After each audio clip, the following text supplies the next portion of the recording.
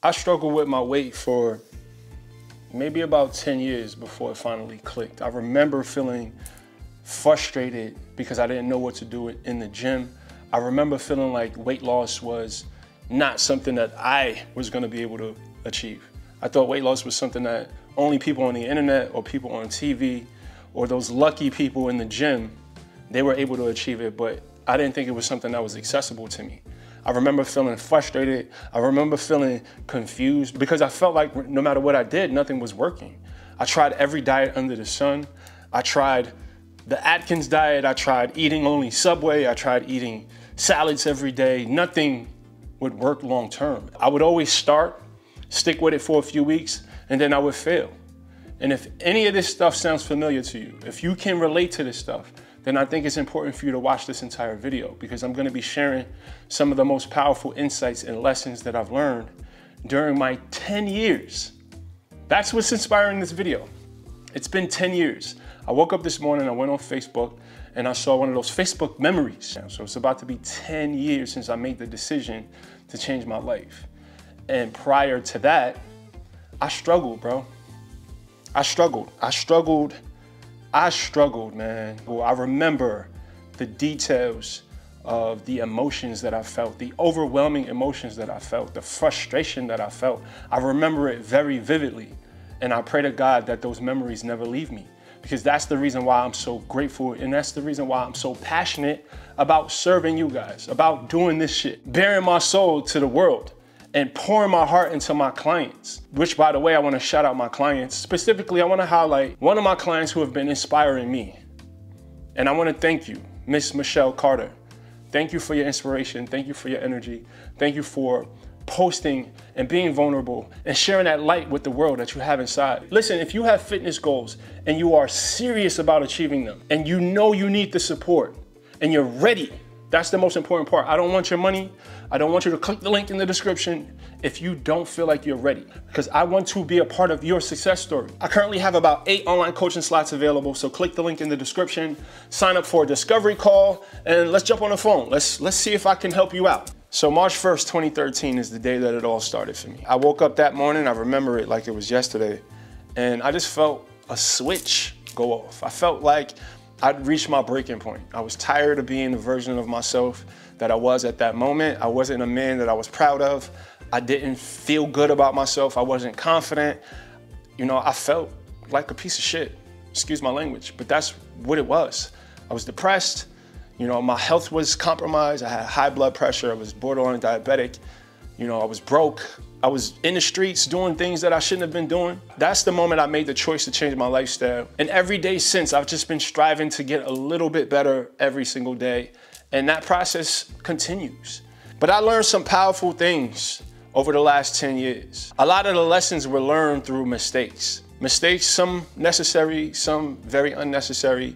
It took me 3 years to reach my goal when it probably shouldn't have. I didn't have the support that I needed. I didn't have the guidance that I needed. I wish I had a Brix Fitness to hire as a coach back then, you know, but I didn't. So as a result, I suffered a lot. I made a lot of mistakes. I had a terrible relationship with food, even during my weight loss process, right? I tried to rush the process. I tried to eliminate food groups. I villainized food. I had anxiety around eating. Like there were foods that were bad. And if I ate these foods, then it affected my mental health. It made me feel like, you know, I was a piece of shit, that I wasn't staying committed to myself when none of that was true. Like life is balance. Weight loss is no different. You have to have balance. You have to have an approach that is sustainable. And in the beginning, I did not have a sustainable approach. I did not. I was extreme. I worked out way too much. I did not prioritize my mental health. I did not learn about nutrition. Instead of paying attention to my body and learning how I should be eating for my particular body, I was just following the latest diet craze. And yes, I would lose weight and then I would crash and burn because I would burn out. And this is why I preach to you guys all the time.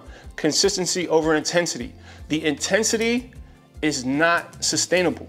Trying to do drastic things to change your diet is not sustainable. Trying to work out 6 days a week when 3 months prior you hadn't been working out at all is not sustainable. This thing is a game of inches. You want to try to get a little bit better every day, every month, every year. But that takes time, and you have to be patient with yourself. And you also have to focus in on making sure you're mentally dialed in, because weight loss is all mental. Habit change is all mental. It's all mental, it's all spiritual. And understanding and really being intentional about developing self-awareness. Oh my God, y'all. Listen, self-awareness is the key. If you don't know yourself, if you don't understand the nature of your mind, if you don't understand the root of your behaviors, if you don't understand why your relationship with food is the way that it is, if you don't understand these things, you're not gonna be able to address them. If you wanna change, that doesn't happen on the surface. Change happens deep within. And in order to access those parts of you, you have to understand those parts of you. You have to see those parts of you. And that's why journaling and meditation has always been a constant thing that I talk about when it comes to weight loss, because it's so important to get insights on the way that you think. Because the body that you have right now was built by your thoughts, was built by your habit, was built by your attitudes. Right? So in order to change that, you have to change it from the root of you, which is the way you think. Your thoughts inspire your feelings inspire your action is what produces your reality. Your actions is what produces your results, right? So if you want a different result, if you want to get to the root of what causes the result, it is the thought. It starts here, guys. This is all a mental game. And if I could go back and do this all over again, I would have started with trying to change the way that I think instead of trying to change what I ate, right? Because when you change how you think and you set some clear intentions and you gather the resources and you get the support, everything else falls in line. I didn't know the value of hiring a coach. I didn't know the value of reprogramming my mind. I didn't know the value of disconnecting from toxic friends. I didn't know the value of sitting with the discomfort of growth. I didn't know any of that stuff. All I knew is that I wanted to lose weight and I wanted to take my shirt off at the beach. I was focusing on the wrong thing. Another thing I would have done differently is I would have learned more about nutrition. I didn't understand nutrition. The whole macro thing, I didn't know what the hell people were talking about when I heard talk about macro splits, and I didn't understand that stuff for maybe the first year of my journey. I didn't know any of that. I was pretty much just under eating and destroying my metabolism. If I would have taken some time to study nutrition, I would have realized that in order for me to lose weight and really get the body of my dreams, I have to fuel my body properly, especially because I was going super hard in the gym. Once I had a better understanding of nutrition, eating healthy was way easier, because once I understood nutrition, I realized that in order to lose weight, I didn't have to give up some of my favorite snacks. I can still eat some of my favorite foods and still lose weight, which, if I'd have known in the beginning, would have prevented me from all these binging episodes and putting back on 50 and 60 pounds and having this negative relationship with food. Had I known that I could have balance and still reach my goals. Another thing I would have done differently is I would have reduced exercise to just movement. To me, going for a walk wasn't exercise. Bro, was I wrong? Honestly, walking is one of the most underrated tools in weight loss. And if I can go back, I would have saved so much wear and tear. I would have saved so much mental anguish by just simply, yo, listen, I'm just gonna go for a walk. I'm gonna go for an hour walk today. That's gonna be my workout. And it was so simple. It's free, it's accessible, it's convenient. I can multitask. I think I definitely would have walked more in my journey if I understood that. If I would have understood that an hour walk is just as effective as a 30-minute HIIT session, give or take. It's all activity, that's all.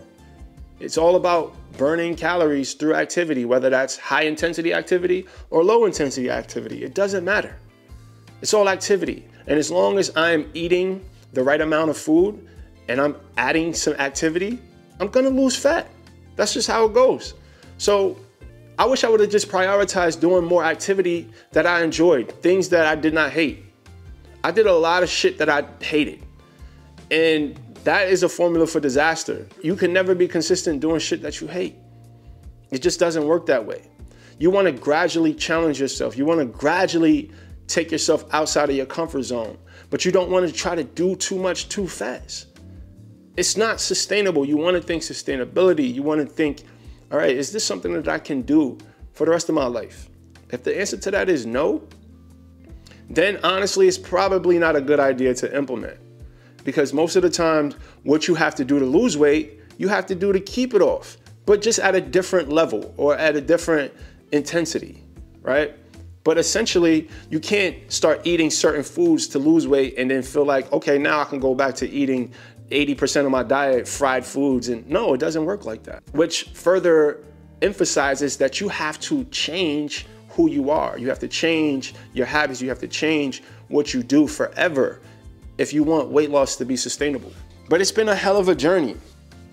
Another thing I wish I would have done, I wish I would have surrounded myself with more people who wanted to live a healthy lifestyle, whether that be in person or online. I would have been a part of more groups, because I now know 10 years later, the impact of the people who you associate with on a daily basis. If 8 out of the 10 people in your life are not concerned with health, are not concerned with exercise, then it's gonna be very hard for you to prioritize that, because we are influenced, whether that's consciously or subconsciously, by the people who we associate ourselves with. That's just how it is. I definitely would have been more intentional, because what I did was, yes, I withdrew from my social circle, but I isolated myself. The difference is I would have went out and I would have tried to connect with other people who were pursuing what I was pursuing, who were living the lifestyle that I was trying to live, because that would have accelerated my process. Another thing I would have done differently, I would have got rid of timelines. I think timelines was one of the biggest sources of stress for me. I had this expectation that in 10 months, I was going to weigh this amount and things were gonna, like, nah, that shit don't happen that way. Weight loss is not this incremental, predictable thing. And because I had these expectations, when things didn't align with the expectations, when things didn't happen the way that I thought they would, I would get discouraged. I would binge a lot of the times because the scale wasn't moving. Like, I would have ditched the scale. I would have really focused on, and I know, oh man, because if someone was telling me this when I was overweight, I'd have been like, bro, get out my face. I don't want to hear it. But I'm telling you guys, I want you to really listen to me. Listen to me. Focus on vitality. Focus on health. Let aesthetics, let looking good be a byproduct of the way you treat yourself. Your why, the reasons why you eat healthy, the reasons why you exercise is so important. If you're doing it just to see the number on the scale go down, when that number on the scale doesn't go down, you're gonna lose all your motivation to do it. But if you're doing it because in your mind you say, okay, every workout session, every healthy meal choice is an investment into my health, into my vitality, into my livelihood, then it's gonna be way more likely that you choose to do these things versus if you were doing them simply for weight loss. Weight loss has to be the cherry on top. You have to do this because you want to be a good example for your kids, because you want your doctor to give you good news when you go for your annual checkup. It has to be about life. Don't get me wrong, I like looking good, but if this was only about me looking good, there's no way I would have been here.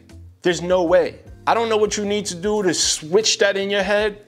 Whatever you need to do to make this thing about health, I need you to do it. And also, last thing, guys, you have to be kind to yourself through this process. You are breaking a spell. This is a very challenging, long process. There's a lot of internal battles that you're gonna have to fight. Some of them you're gonna win, some of them you're not gonna win. You have to be kind to yourself through this process. You cannot allow the negative self-talk to control your behaviors. And you have to look at the moments when you're faced with a choice to do something that you know you need to do, because it's gonna get you closer to where you wanna go, but you don't feel like doing it. In those moments when you don't feel like doing the thing, this is an opportunity. And every time you can win that battle, you will strengthen your discipline. You will strengthen your willpower. You will gain confidence in yourself. because you are pushing past the resistance of your lower self. There's your higher self. Your higher self wants you to win. Your higher self wants you to be healthy. Your higher self wants you to be consistent. And then there's your lower self that introduces the doubt, that reminds you of all the times you failed in the past. Your lower self reminds you that, oh, listen, everybody in your family eats fried chicken every single day. Everybody in your family eats cookies and ice cream every single day. That's what you're supposed to do. It's a part of your identity. That's your lower self reminding you that. So you got to win that battle between your higher and lower self, because your higher self is your true self. That's the self that you want to be. That's the self that you are truly. All right. So remember, anytime you're faced in a situation where you're in a battle with your higher and lower self, that is an opportunity to strengthen yourself. I believe in you. I believe in you, guys. So as I sum up this, I guess, review of my 10 years, I want you to win. I want you to win. But you're going to have to be strong, and you're going to have to go inward. This is a mental game. This is an emotional and spiritual game. This is not about diet and exercise. It's really not. Of course, it matters what you eat, what you do, right? But you got to think about what inspires certain behaviors, what inspires certain choices. And you have to have this deep desire to want to just be better, to be a better human, to be the best version of yourself. And once you connect your identity to being the best version of yourself, you're going to be inspired to do different things. And slowly, as you do different things, you become a different version of yourself.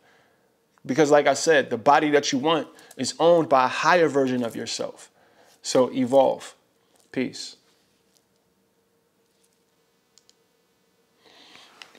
Ah, shit.